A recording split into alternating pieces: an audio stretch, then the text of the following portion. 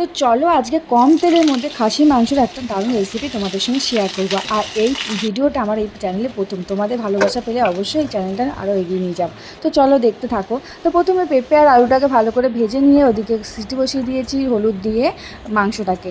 আর তারপরে ওই তেলে যা অল্প তেল ছিল তার সঙ্গে একটু হালকা সামান্য তেল অ্যাড করে দিয়ে আমি পেঁয়াজ দিয়ে ফোড়ন দিয়ে পেঁয়াজটা ভাজা হতে দিয়ে দিয়েছি। পেঁয়াজটা যে ভাজা ভাজা হয়েছে তারপরে আমি হালকা একটু রসুন বাটা দিয়ে দিচ্ছি। রসুনটা একটু বেশিই দিয়েছি, যেহেতু আমার মতে খাসির মাংসে রসুনটা একটু বেশিই লাগে মনে হয়।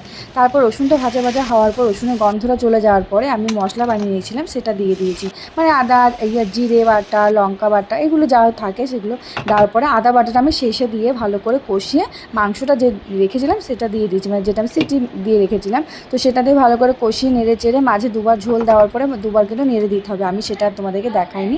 তো চলো এই দেখো, এটা কেমন লাগলো ভিডিওটা অবশ্যই জানিও। আর আমার এই চ্যানেলে প্রথম যদি হয়ে থাকো অবশ্যই সাবস্ক্রাইব করে দিও, যাতে